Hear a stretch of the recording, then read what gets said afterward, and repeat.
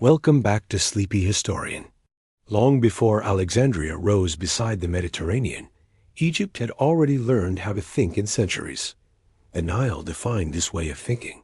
Flowing from the highlands of East Africa to the Mediterranean Sea, the river traveled more than 6,000 kilometers, carrying not only water, but fine black silt that renewed the land each year.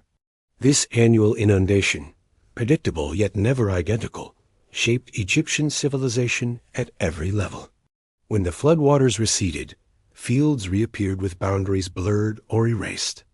What returned was fertile land, but land that had to be measured again. From this necessity emerged precision. Egyptian surveyors developed geometric methods to restore property lines. Ropes knotted at regular intervals were stretched across fields. Angles were calculated. Distances were recorded. These measurements were preserved in written form by scribes trained from childhood to handle numbers, symbols, and administrative logic. Geometry in Egypt was agricultural, legal, and deeply practical. This relationship between land, number, and writing created a culture where knowledge was functional and cumulative. Temples rose along the Nile as religious centers and as administrative hubs.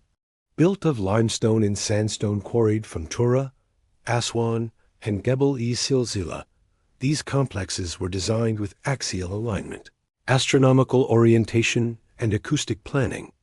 Columns were carved with instructions, hymns, astronomical references, medical formulas, and legal decrees. Within many of these temples existed the House of Life, the Per-Ankh. A House of Life was a network of chambers, writing rooms, storage areas, teaching spaces, and ritual libraries. Here, papyrus scrolls were copied by hand using reed pens dipped in carbon-based inks. Texts were updated as new observations were added. Medical cases were revised. Astronomical tables were recalculated. Knowledge remained alive by being used. Scribes trained for years before being allowed to copy sacred or technical texts. Education began with memorization, then copying, then correction. Senior scribes reviewed junior work line by line. Accuracy was a cultural discipline. This system extended across Egypt. Memphis served as an administrative center. Thebes anchored religious scholarship. Heliopolis specialized in cosmology and astronomy. Each city contributed to a distributed intellectual network connected by the Nile itself, which functioned as Egypt's primary highway. When Alexandria was later founded on the coast, it inherited this entire infrastructure. It inherited a civilization already fluent in continuity, and that inheritance would soon find a new architectural expression at the edge of the sea.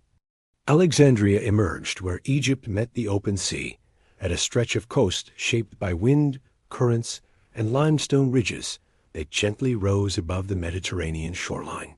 The site lay opposite the island of Pharos, a natural breakwater already known to Egyptian sailors, and close enough to the Nile Delta to remain connected to Egypt's agricultural and administrative heartlands. When Alexander the Great ordered the city founded in 331 BCE, Egyptian surveyors marked its outline using techniques long practiced along the Nile. The city plan followed a grid, oriented to prevailing winds that cooled streets during summer months. Broad avenues allowed movement of goods, water, and people, while narrower residential streets created shade. Drainage channels were engineered to manage seasonal rains. An adaptation of Nile flood control principles applied to coastal terrain. Stone defined Alexandria's permanence. Limestone was quarried locally and transported efficiently using rollers, sledges, and harbor cranes. Granite from Aswan traveled north by river and canal, just as it had for centuries to build temples and statues across Egypt. The city's architecture therefore reflected Egyptian logistical mastery applied to a new urban scale. One of Alexandria's most defining features was its harbor system. Engineers constructed the heptastadion, a massive stone causeway stretching more than 1 kilometer, linking the mainland to the island of Pharos. This structure divided the coastline into 2 protected harbors, the Great Harbor to the east and the Inostos harbor to the west. These waters remained calm even during storms, enabling year-round maritime activity. The heptastadion was more than a road. It functioned as a hydraulic structure, shaping currents and sediment flow, while also carrying aqueducts that supplied fresh water to the island. Beneath its stone surface ran channels directing Nile water to storage cisterns, a solution derived from inland Egyptian water management adapted for coastal use. Rising above Pharos stood the lighthouse, later known as the Pharos of Alexandria. Built during the reign of Ptolemy II Philadelphus, it reached over 100 meters in height.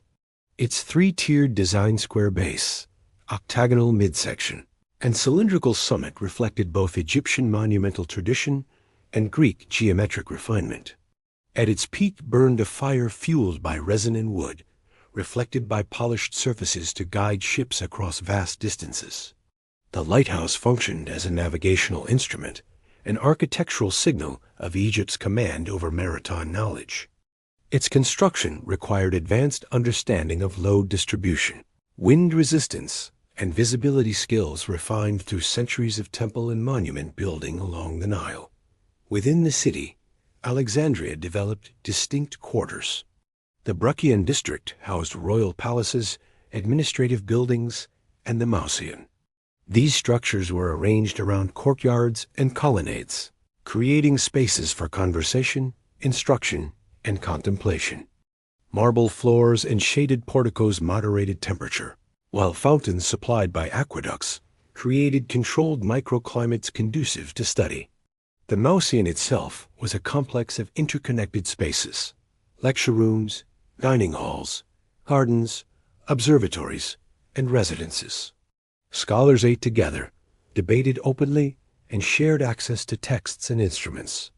This communal design echoed Egyptian temple schools, where instruction, ritual, and daily life were integrated. The library's collections were distributed within this environment. Scrolls were stored in niches, and cabinets designed to protect papyrus from humidity. Windows were positioned to allow airflow without direct sunlight. Storage rooms were elevated slightly to prevent moisture infiltration and architectural response informed by Egyptian experience with climate and materials. Beyond the Bruchian, Alexandria extended westward and eastward into densely populated neighborhoods. Markets thrived near the harbors, where grain from the Nile Valley was loaded onto ships bound for Rome and beyond. Warehouses stored wheat, papyrus, oil, and textiles, all recorded through meticulous accounting systems maintained by trained Egyptian clerks.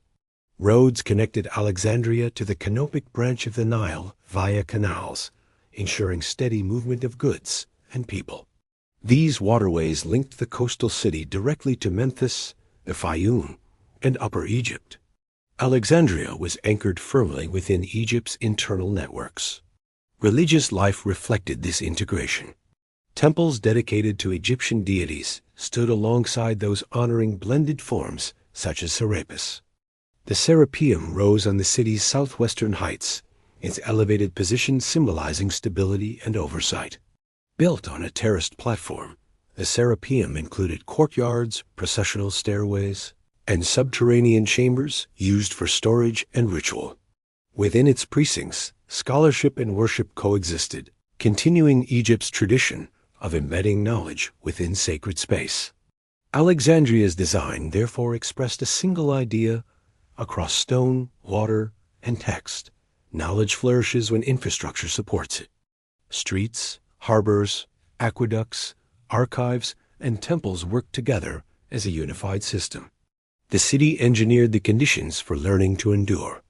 As Alexandria expanded, scholars arrived from across the known world, stepping into a city already shaped by Egyptian mastery of space, material, and memory. What awaited them was a living urban organism, one designed to gather, preserve, and amplify understanding at an unprecedented scale. And at the heart of this organism, the work of organizing knowledge itself was about to reach a new level of refinement. Knowledge in Alexandria depended first on matter. Before ideas could travel, They needed a surface that could carry them across time, climate, and distance. In Egypt, that surface had been perfected long before Alexandria's streets were laid: papyrus. Papyrus grew thick and tall in the wetlands of the Nile Delta, especially in the marshes near Sebennytos and the Canopic Branch. Egyptian cultivators harvested the stalks when they reached maturity, slicing them lengthwise into thin strips. These strips were laid in overlapping layers, one horizontal and one vertical, then pressed together under weight. The plant's natural sap acted as an adhesive, binding the fibers into a smooth, flexible sheet. Once dried and polished with stone or shell, the surface accepted ink with remarkable clarity. Sheets were joined edge to form scrolls. The joins were carefully aligned so the writing fibers ran horizontally, allowing the reed pen to glide smoothly. This ancient technology, perfected through millennia of practice, was the physical foundation upon which the intellectual life of Alexandria was built. Imagine for a moment the first light of dawn breaking over the ancient world. Sunlight glints off the pale limestone of Alexandria, filtering through grand colonnades. In the heart of this bustling city, within the Brukkian district, lies the Mausoleum, the intellectual core of a civilization. And at its center, the legendary Library of Alexandria. This wasn't just a building full of scrolls. It was a living, breathing system, an engine of knowledge that would shape the future of humanity. How did this incredible place actually work? What was daily life like for the scholars who walked its halls? Today, we're unrolling the secrets of Alexandria, not just as a legend, but as a marvel of engineering, organization, and human ambition. The Mausoleum was more than an institution. It was a community. Scholars lived on site, in residential quarters nestled around lush gardens and peaceful courtyards. These spaces were masterpieces of design, with shade, airflow, and the gentle sound of fountains, all carefully considered. Imagine walking through these stone arches, where conversations about philosophy and science carried on the breeze. Membership was a high honor, supported by the state. Scholars received stipends, meals, and were exempt from taxes, freeing them to dedicate their entire lives to study.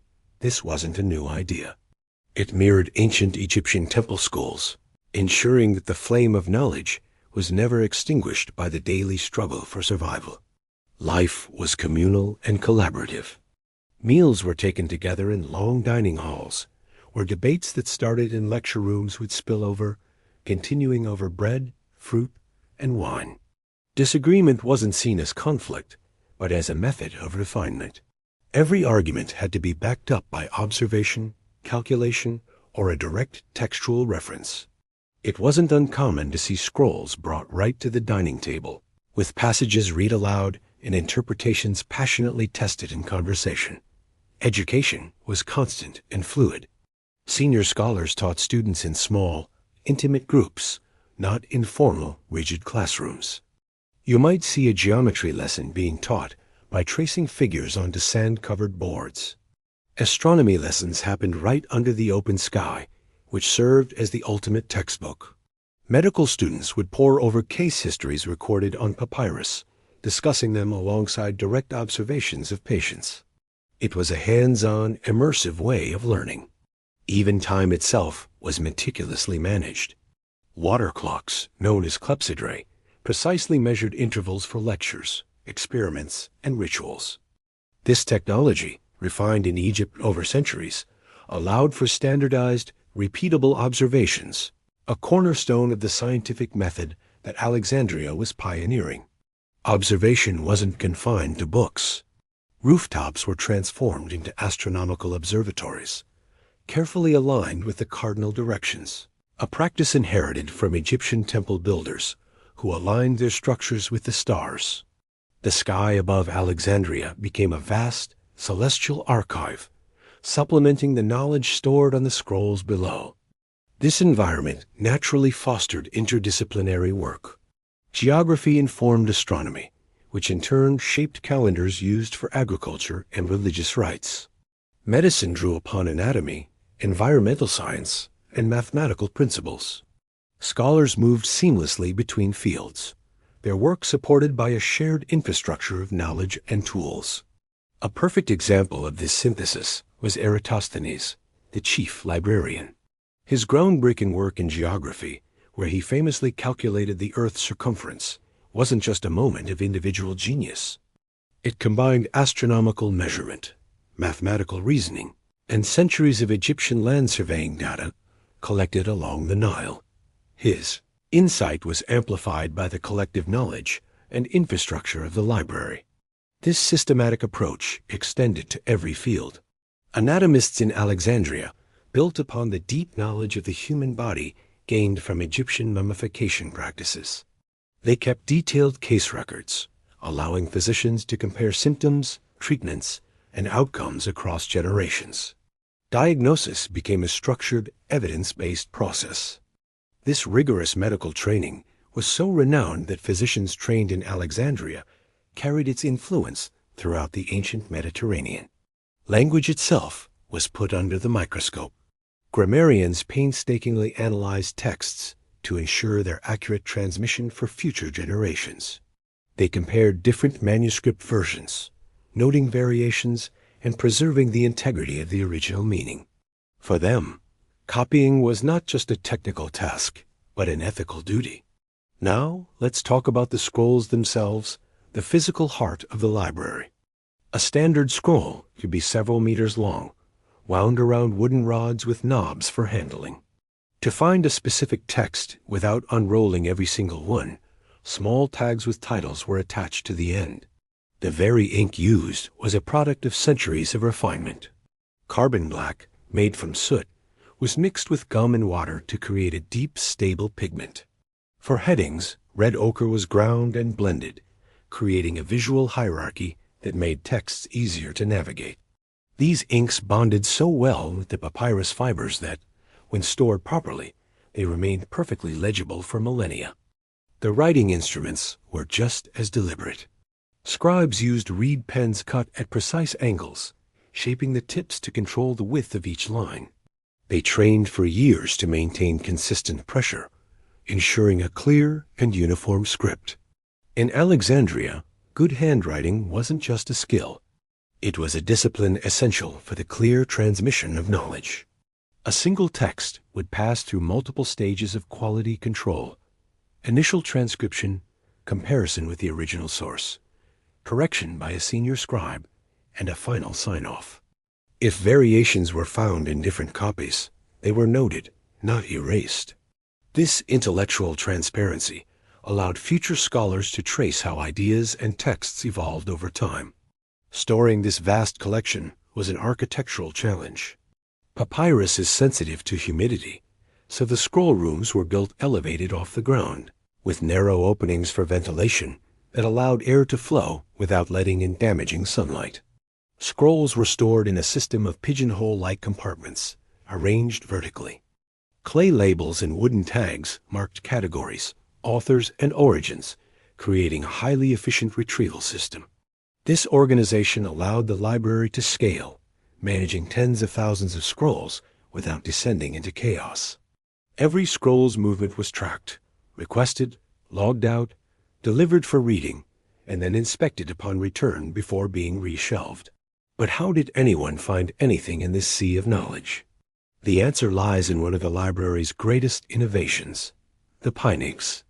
Compiled by the scholar Callimachus, the Pinax was a comprehensive catalog that organized the entire collection into broad categories like rhetoric, law, medicine, poetry, and history. Within each category, authors were listed alphabetically, complete with short biographies, the opening lines of their works, and summaries.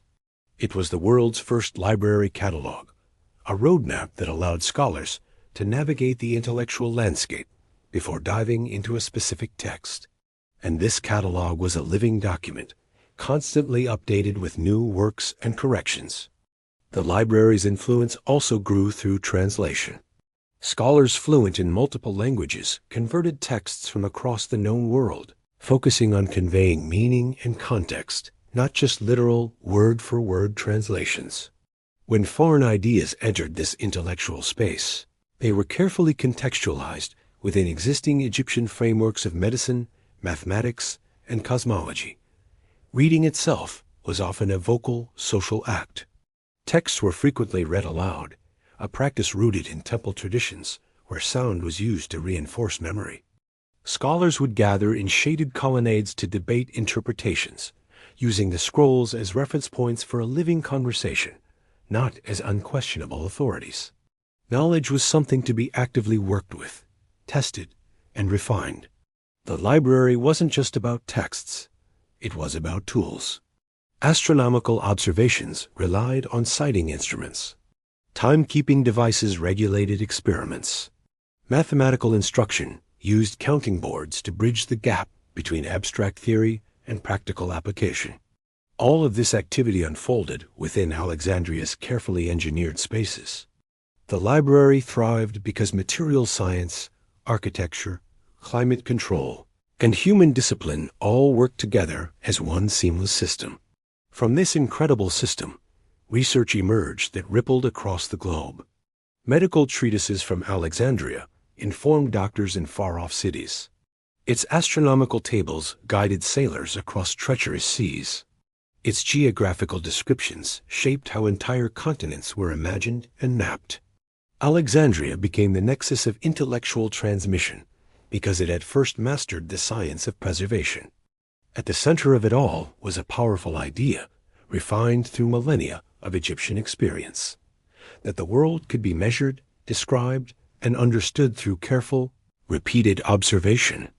It was this idea that transformed Alexandria into the intellectual capital of the ancient world, a beacon of human curiosity whose light, in many ways, still reaches us today. Ever wonder how ancient civilizations figured out the world was round, or how they performed complex surgeries? The answer lies not just in brilliant minds, but in the very environment that nurtured them.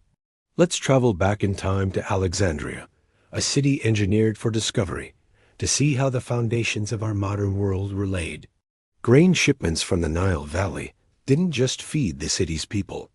They ensured food security, which is the bedrock of any thriving society. Harbor customs records didn't just track trade goods. They also documented every incoming scroll and text, feeding a hunger for knowledge. Intricate water systems supplied public baths, fountains, and lush gardens.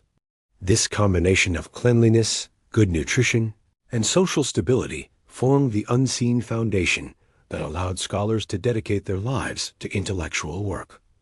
Alexandria's brilliant thinkers weren't isolated geniuses. They were active participants in a city deliberately designed to support sustained inquiry. The very architecture of this city encouraged interaction. The administration ensured continuity, allowing projects to span generations.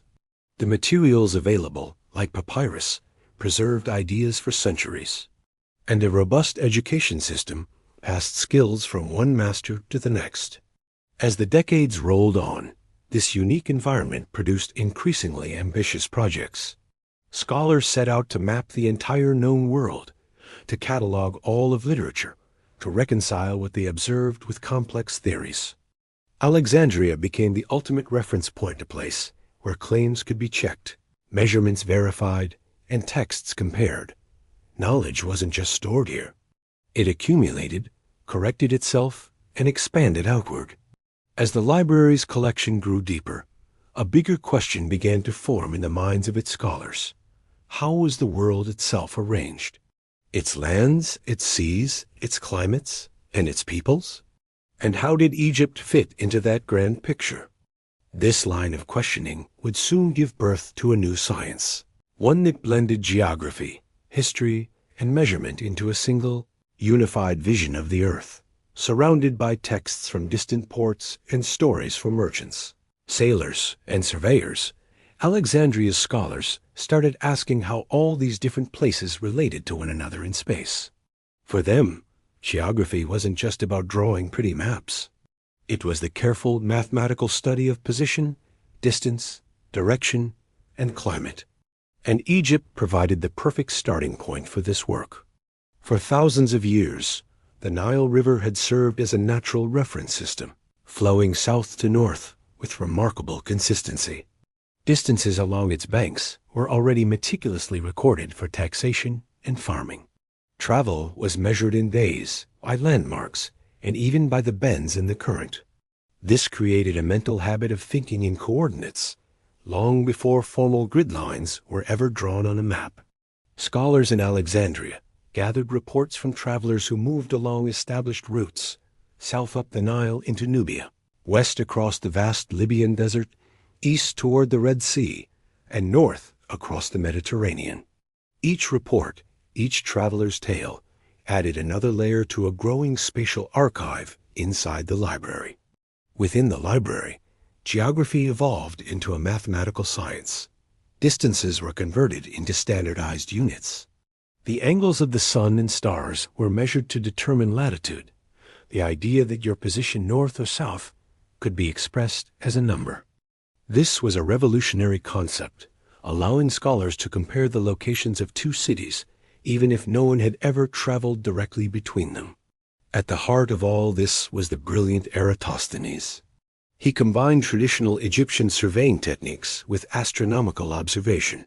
He famously noted that on the summer solstice, the sun was directly overhead in the southern city of Syene.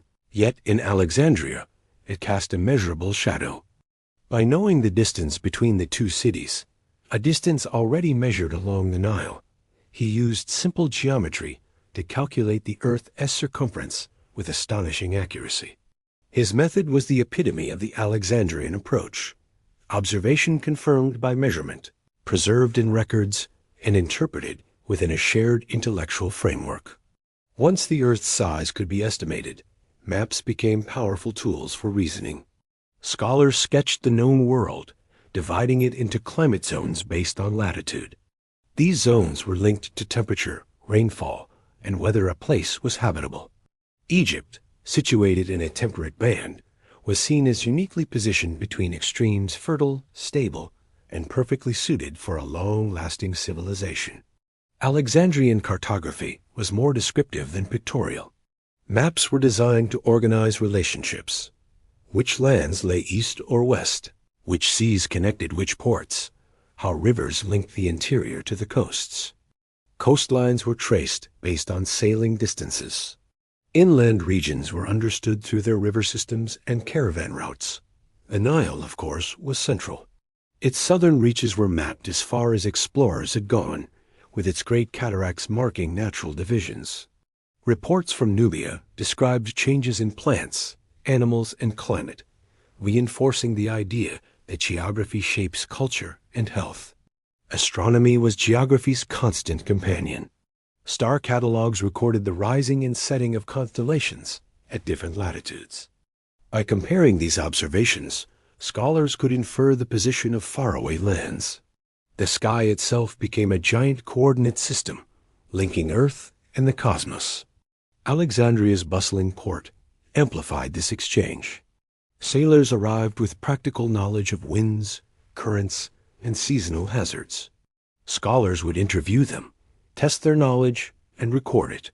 Over time, patterns emerged, and the Mediterranean came to be understood not as a series of isolated shores, but as one connected system. This growing spatial awareness even influenced the city's architecture. Observatories were built with clear sightlines to the horizon. Public monuments were aligned with the cardinal directions, reinforcing the idea that human structures could mirror cosmic order. As maps grew more detailed, they were copied and circulated, carrying the Alexandrian way of understanding space across the known world. What emerged from all this was a vision of the world as an intelligible whole, measurable, describable, and interconnected. This profound understanding of space and environment led scholars to ask even deeper questions. How do different environments shape our bodies? How do climates influence our health?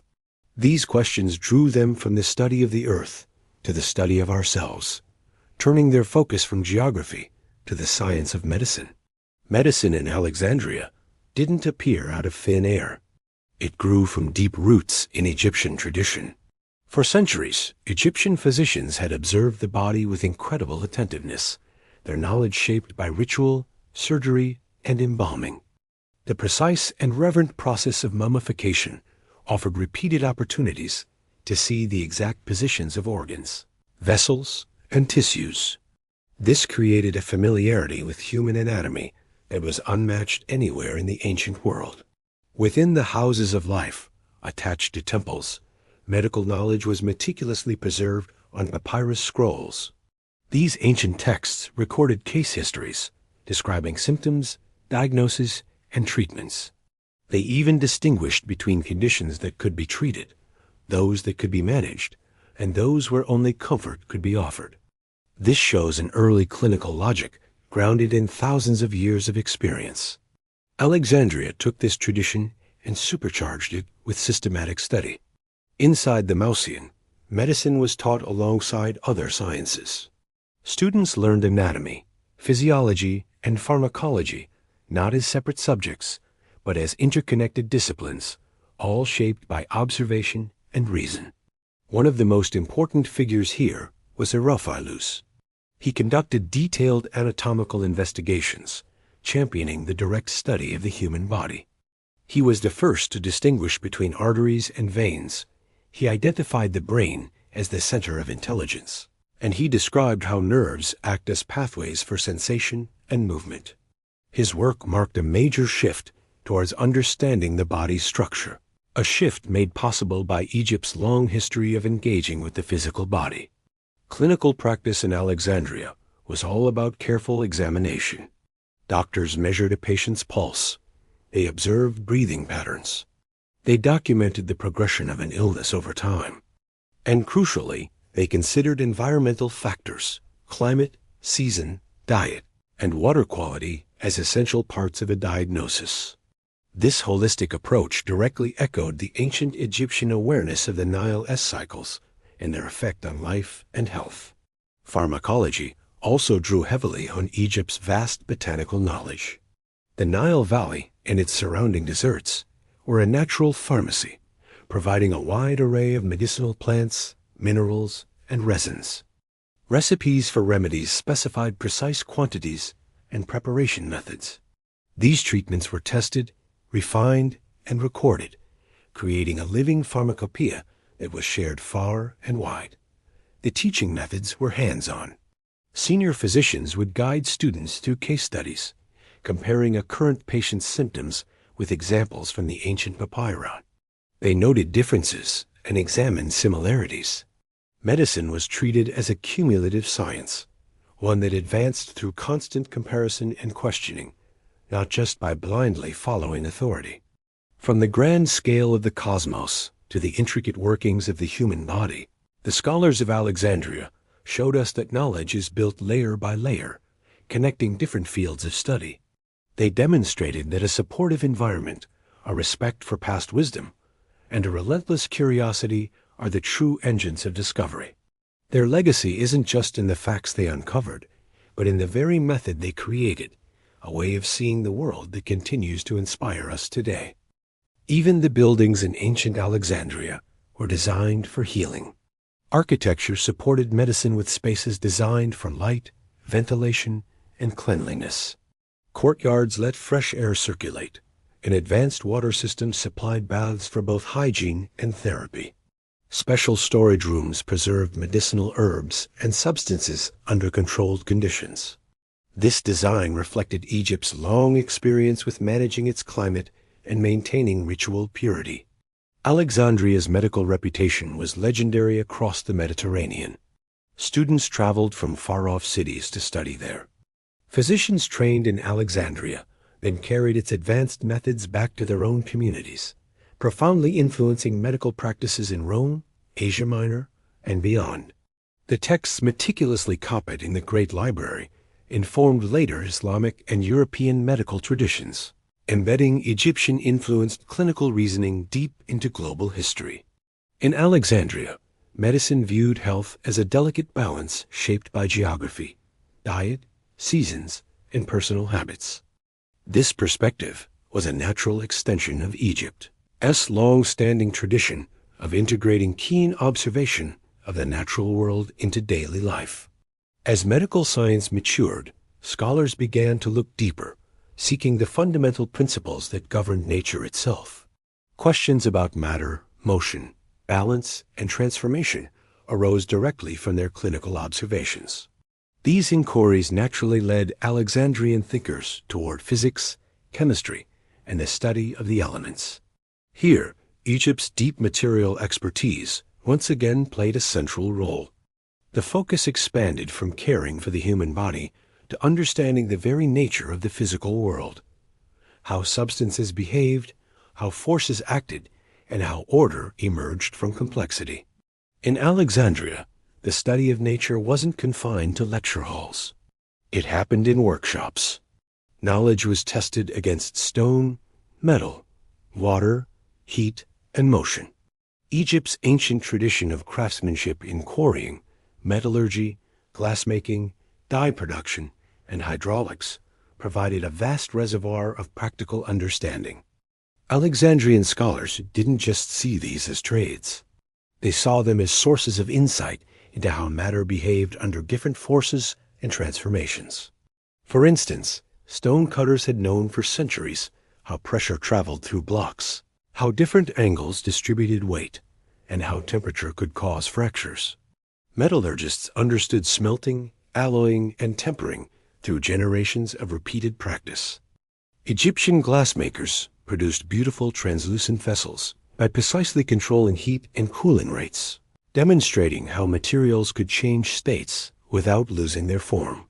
These practical skills became subjects of scientific inquiry. Water management was another living laboratory. An intricate network of canals, aqueducts, cisterns, and siphons moved water across great distances and up to different elevations. Flow rates were measured. Water pressure was inferred. Clever devices regulated the supply to public baths, decorative fountains, and lush gardens. The entire city functioned as a working model of hydraulics, a system refined over centuries of Nile-based engineering. From this environment of practical genius emerged figures who began to systematize this knowledge into scientific principles. One of the most famous was Hero of Alexandria. His writings described incredible devices powered by air, steam, and water. His treatise, Pneumatica, cataloged mechanisms that could automatically open temple doors, produce sound using compressed air, and even convert heat into motion. These weren't just marvels.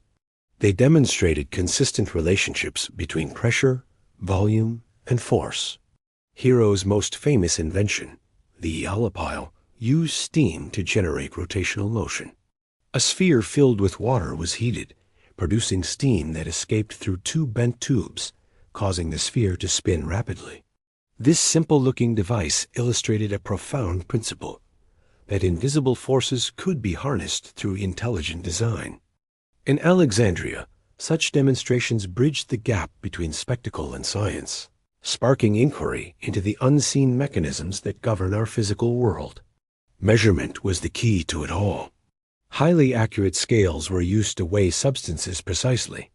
Graduated vessels measured volume down to the smallest unit. Time was tracked with water clocks, especially during experiments involving flow or chemical reactions. This insistence on consistency allowed for comparison, and comparison is what leads to theory. The field of chemistry grew directly from ancient Egyptian practices involving pigments, cosmetics, mummification, and ritual substances.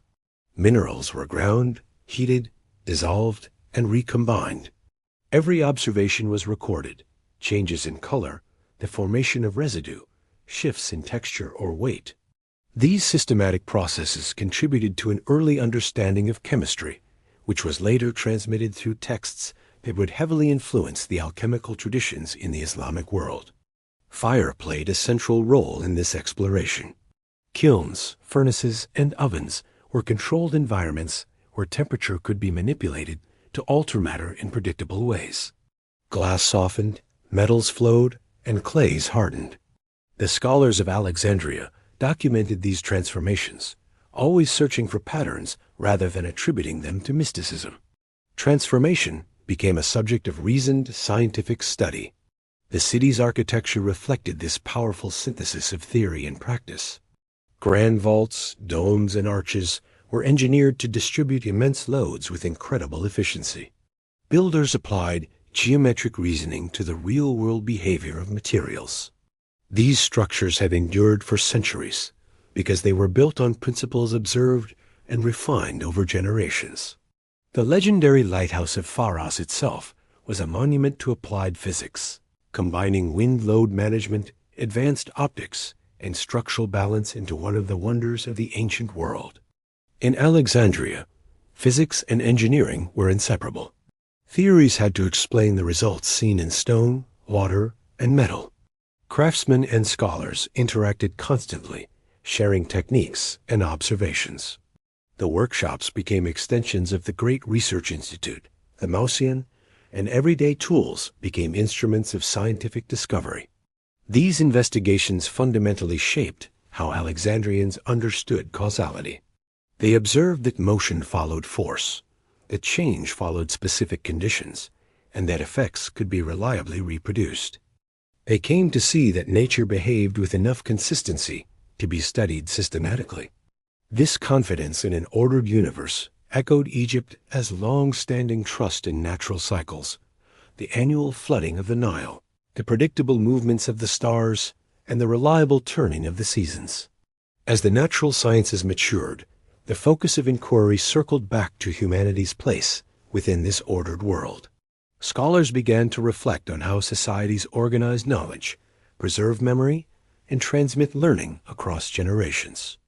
Alexandria itself, as a living, breathing system of scholarship, offered a perfect model to examine. The focus shifted from material science back to the social structure of knowledge itself. In Alexandria, knowledge endured because it was organized socially with the same care and precision used to organize material things. Ideas were supported by institutions designed to train minds, preserve records, and renew understanding from one generation to the next. Education began early and followed a structured path. Young students first learned letters, numbers, and the art of copying through sheer repetition. This phase emphasized accuracy above all else. Writing was practiced line by line, often copying canonical texts chosen for their clarity and elegance. Mistakes were corrected immediately, instilling a sense of discipline and consistency. This method was a direct descendant of the ancient Egyptian scribal tradition, where mastery of form was the prerequisite for freedom of thought. As students advanced, instruction expanded from copying to interpretation. Texts were no longer just transcribed. They were discussed. Their meanings were analyzed, and variations between different manuscripts were compared. Students learned to ask critical questions. Why was a passage written this way? How does it relate to other works? What assumptions underpin the author's argument? Teachers acted as guides rather than lecturers, encouraging careful reasoning supported by textual evidence. The archives were the backbone of this entire system. Within the library's storage rooms, scrolls were meticulously arranged by subject and by author. Older versions of a text were preserved right alongside newer ones, allowing scholars to trace the evolution of ideas over time. This practice reflected Egypt's deep-rooted administrative habit of retaining records rather than discarding them, which created a long institutional memory rather than just short-term efficiency. Scribes were the custodians of this continuity. Their work went far beyond simple copying. They inspected the quality of papyrus, repaired damaged scrolls, replaced worn wooden rods, and even refreshed fading ink. They would add notes in the margins to record corrections, suggest alternate readings, or provide crucial context. These annotations became part of the text's living history, visible to all future readers. One scholar famous for this work was Didymus Chalcantara, nicknamed Bronze-Gutted for his incredible endurance and the vast scope of his commentaries. It was through figures like him that Alexandria became a place where scholarship was layered upon itself, with each generation in conversation with all those who came before. But knowledge wasn't locked away. It was circulated through public engagement. Lectures were often held in accessible public spaces, drawing audiences from well beyond the scholarly community of the Mausian. Temples like the Great Serapeum provided environments where learning intersected with ritual and community life. Visitors would encounter inscriptions, sculptures, and architectural symbolism that communicated complex cosmological and philosophical ideas visually. Intellectual culture was shaped by discussion and debate. Arguments were expected to be rigorous but respectful. Claims were tested against observation, textual reference, or mathematical calculation. In Alexandria, authority wasn't based on status alone. It was earned through demonstrated understanding. This culture of reasoned exchange allowed the city to absorb new ideas from countless different traditions without ever losing its intellectual coherence. This institutional memory extended far beyond the city's walls. Copies of Alexandrian texts traveled with scholars, officials, and merchants. Students who trained in Alexandria took its methods and educational models to other centers of learning, creating a network of knowledge that spanned the known world.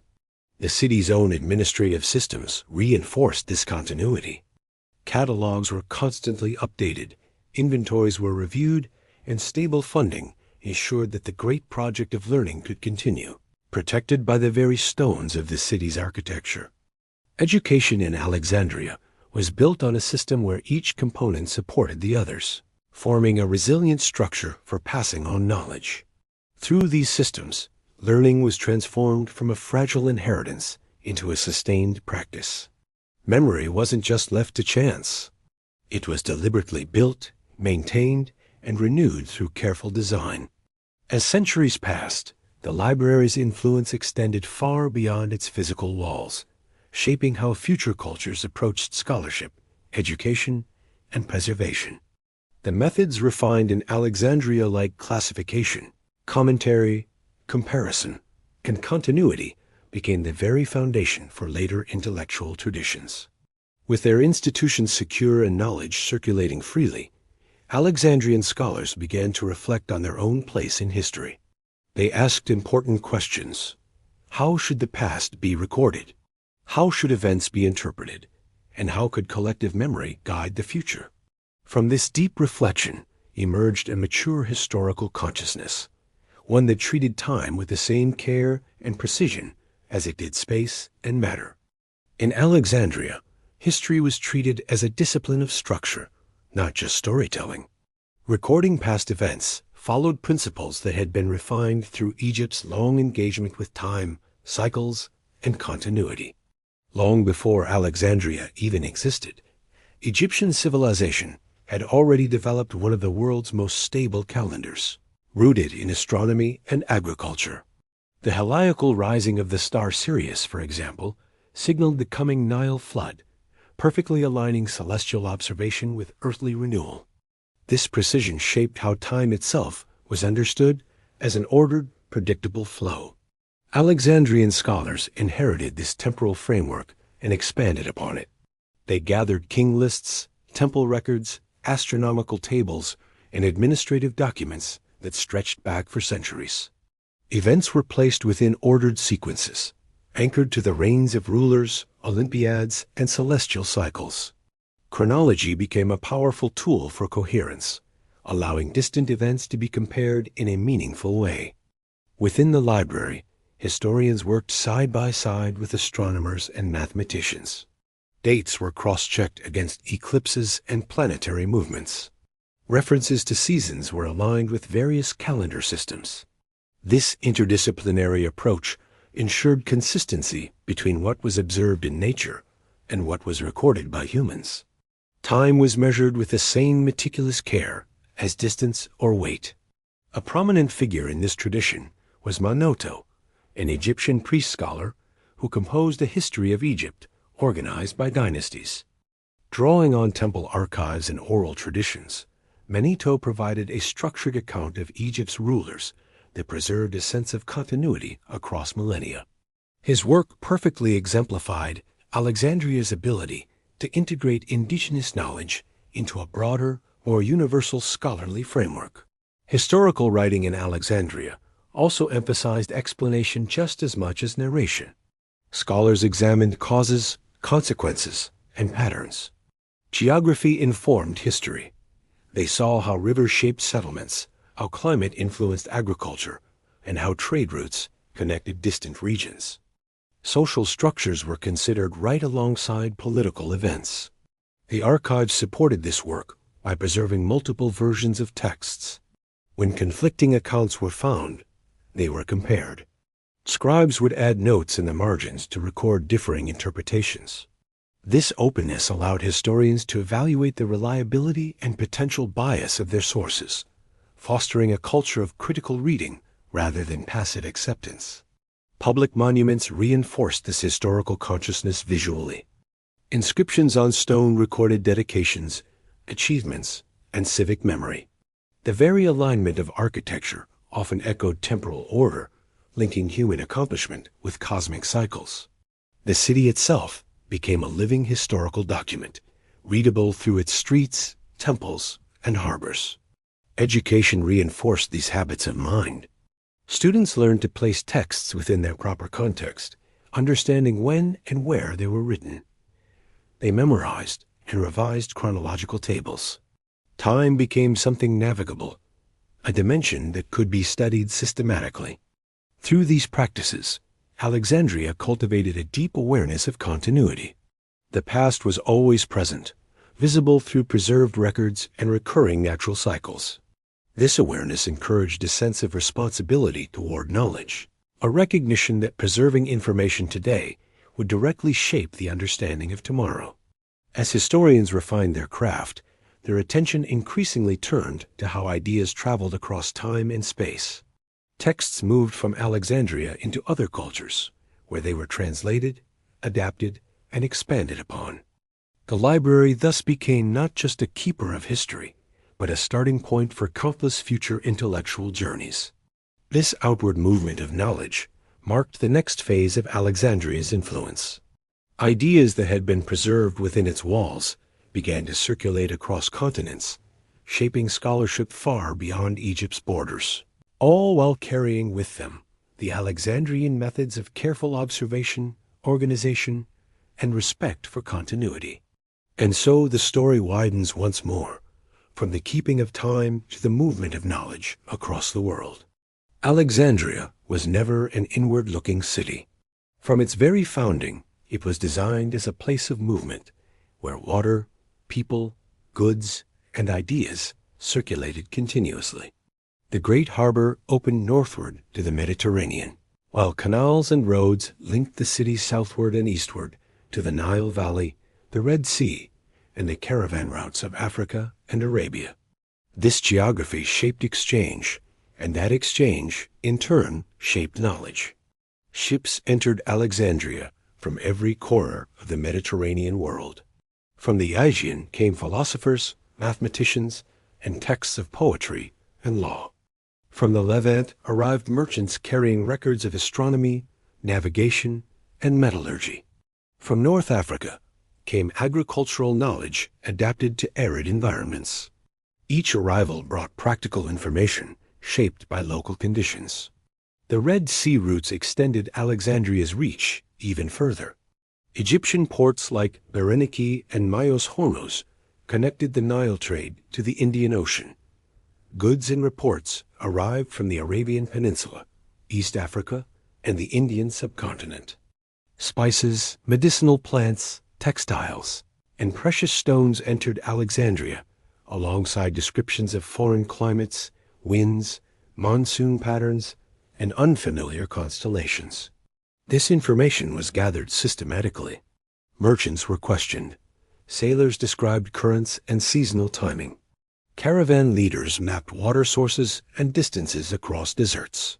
These accounts were recorded, compared, and preserved within the library's vast collections. Over time, Alexandria accumulated what was essentially a global archive of lived geography. Trade sustained scholarship materially as well. Grain shipments from Egypt fed Rome and other cities, securing Alexandria's economic importance within the empire. This stability allowed for continued investment in education, archives, and research.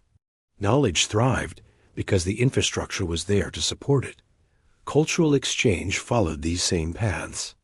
Scholars trained in Alexandria traveled outward, carrying texts and methods with them.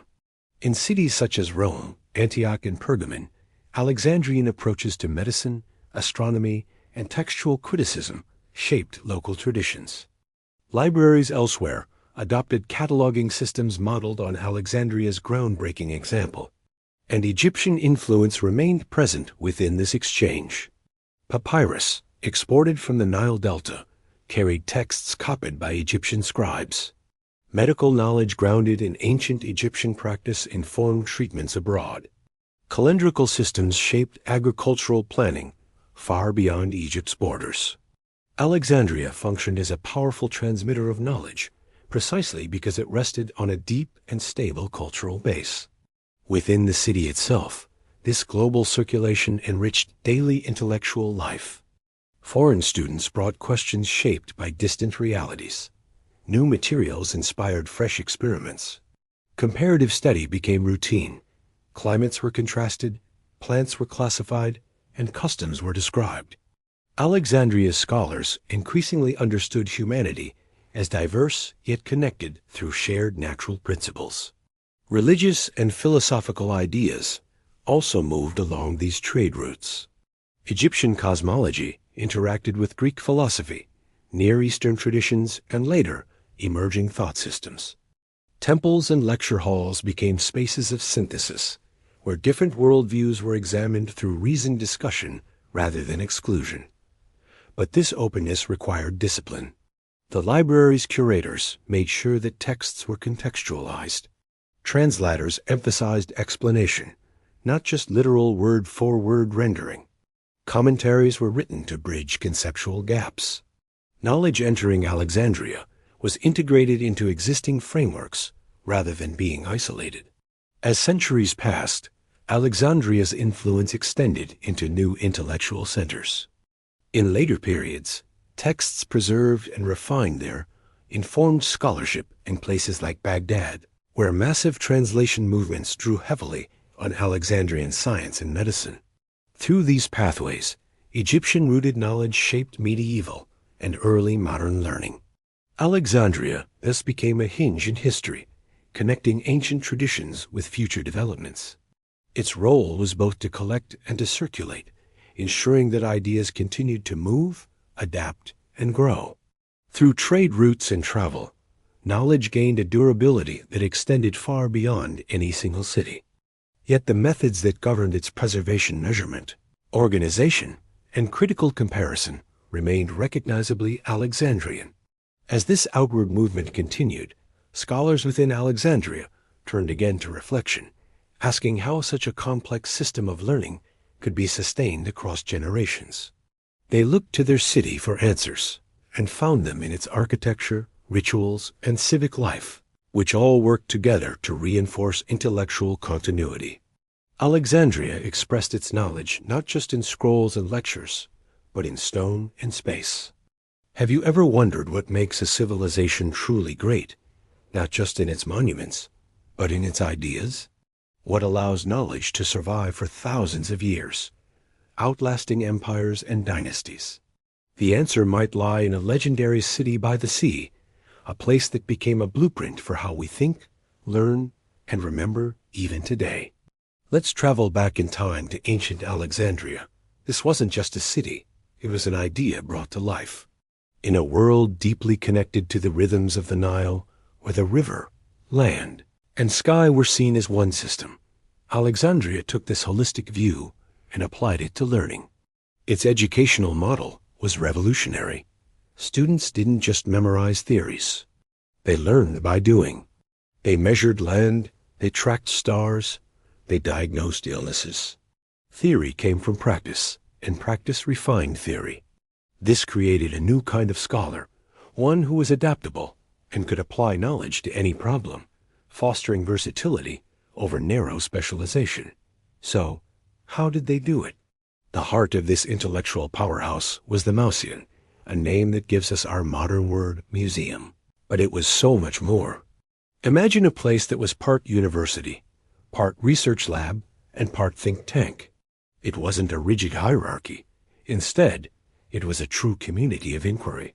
Scholars shared meals together, engaged in open debates, and worked on collaborative projects. This environment fostered intellectual humility and mutual respect. Knowledge wasn't just written down. It grew through conversation, through the constant back and forth of brilliant minds challenging and building upon each other's work. And what about the knowledge itself? The great library of Alexandria is famous, but its true genius wasn't just in collecting scrolls. It was in how it treated them. They understood the importance of preservation without letting knowledge become stagnant. Texts were copied with incredible care, but they were never seen as untouchable relics. Scribes would add annotations in the margins, make corrections, and incorporate new observations.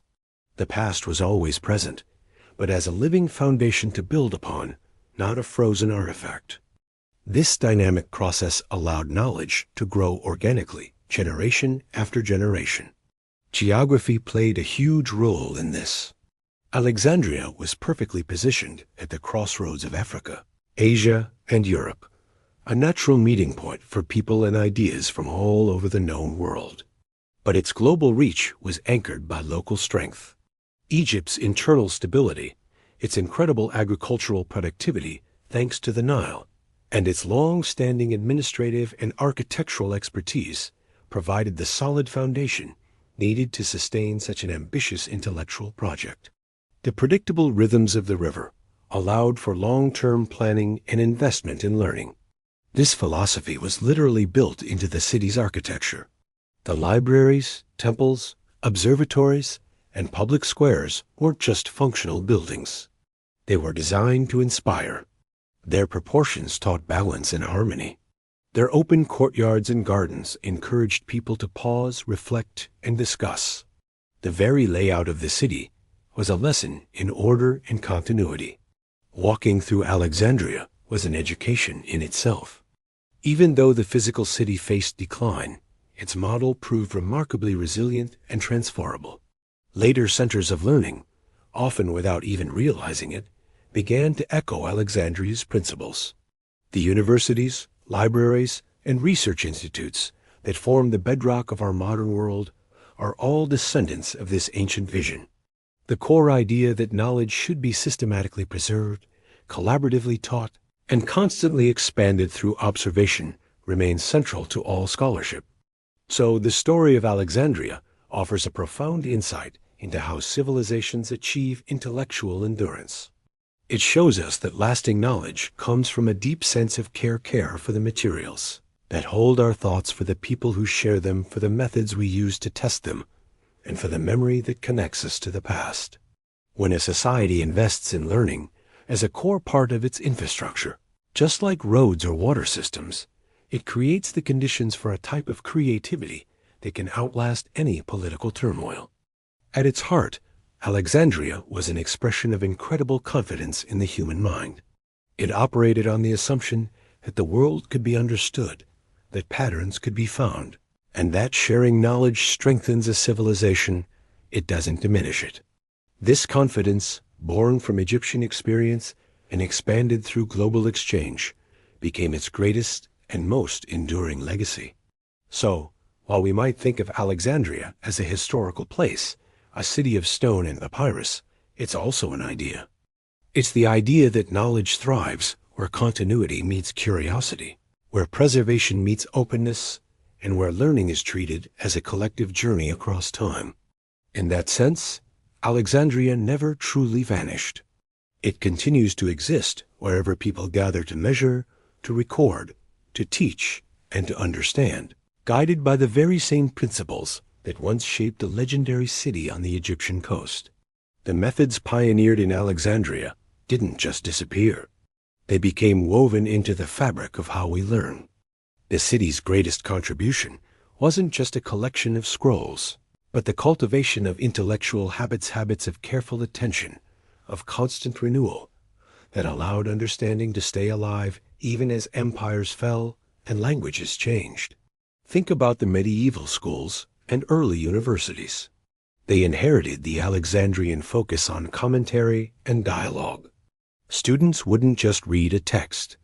They would study layers upon layers of interpretation accumulated over generations.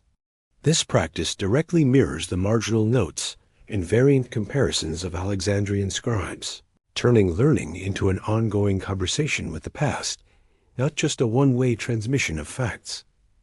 Our libraries, too, reflect this ancient logic. The way we arrange books by subject, maintain detailed catalogs, and track copies all echo the systems first developed for papyrus scrolls. Even as we move to parchment, paper, and now digital files, the underlying principles of preservation have remained remarkably consistent. We still treat knowledge as something that requires a stable environment, attentive labor, and institutional responsibility. Even the scientific revolution, which we often see as a complete break from the past, carried forward Alexandrian values. The emphasis on measurement, repeatability, and comparison wasn't a brand new invention, but a refinement of much older practices. The observatories, laboratories, and academies of the Enlightenment were modern versions of the Mausian, combining shared resources with collaborative inquiry. Scholars worked together, debated openly, and documented their results for future reference, extending Alexandria's social model of knowledge into new contexts. And just as Alexandria's position facilitated exchange, later centers of learning also emerged at crossroads, in port cities, capitals, and trade hubs where diverse ideas could intersect. The pattern repeated itself time and again. Stability enables curiosity, and curiosity thrives where infrastructure supports it. Today, we face similar challenges in the digital age. Data has replaced scrolls, and servers have replaced storage rooms. But the fundamental questions are the same. How should we organize this vast ocean of information? How can we ensure accuracy when copies can be made instantly? How do we ensure continuity amid constant, rapid change? The answers Alexandria gave us, classification, commentary, and shared stewardship, are more relevant than ever as we navigate the complexities of our digital world. Perhaps the most powerful lesson from Alexandria is about inclusivity. The city didn't just value formal scholarship. It welcomed reports from merchants, sailors, physicians, and craftsmen. It understood that experiential knowledge was just as important. This openness allowed diverse insights to flow into its intellectual system, enriching everyone's understanding. Today, we call this interdisciplinary research, and it's still one of the most powerful engines for discovery. Alexandria also reminds us that knowledge is always shaped by its place. Egypt's unique geography, its river and its climate, created habits of precision and long-term thinking that were essential to the library's success. As these methods traveled, they were adapted to new environments, showing that while ideas can be universal, they must be grounded in local realities to truly flourish. The more you reflect on it, the less Alexandria seems like a one-off historical marvel, and more like a template that gets rediscovered again and again. Whenever a society decides to invest seriously in education, archives, and shared inquiry, it recreates the spirit of Alexandria in a new form. Whenever we treat learning as a communal responsibility, not a private possession, its legacy quietly reemerges. The story doesn't end with ruins or ancient texts. It continues right now, wherever people are building systems that allow ideas to grow steadily over time, systems that respect the past, engage with the present, and prepare for the future. And so, the narrative flows onward. Alexandria serves as both a memory and a guide, a timeless reminder that civilizations achieve intellectual greatness when they design for continuity, generosity, and care in the endless pursuit of understanding. Thank you so much for joining me on this journey. If you enjoyed this exploration, please consider liking the video and subscribing for more stories about the ideas that shaped our world. See you next time.